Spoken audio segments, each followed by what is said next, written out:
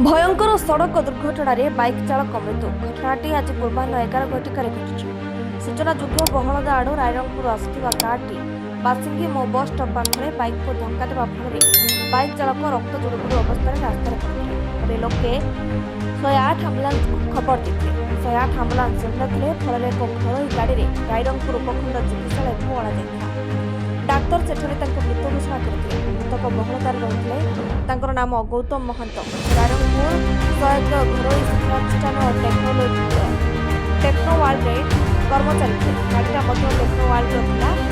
ଖବର ପାଇ ଯୁବ ସମାଜସେବୀ ତଥା ଟେକ୍ନୋୱାର୍ଲ୍ଡର ପ୍ରଶାସନିକ ଅଧିକାରୀ ଭବାନୀ ଶଙ୍କର ମହାନ୍ତି ଟେକ୍ନୋୱାର୍ଲ୍ଡର କର୍ମଚାରୀ ଘଟଣାସ୍ଥଳରେ ପହଞ୍ଚିଥିଲେ। ଖବର ପାଇ ଶୁଭେଚ୍ଛୁ ଜ୍ଞାତ ପରିଜନ ରାଇରଙ୍ଗପୁର ହସ୍ପିଟାଲରେ ପହଞ୍ଚି କାନ୍ଦବୋବାଳି କରିଛନ୍ତି। ବହଳଦା ପୋଲିସ ଘଟଣାସ୍ଥଳରେ ପହଞ୍ଚି କାର ଓ ବାଇକ୍କୁ ଜବତ କରିବା ସହ ଘଟଣାରେ ତଦନ୍ତ କରିବା ସହ କେସ୍ ନମ୍ବର 152/25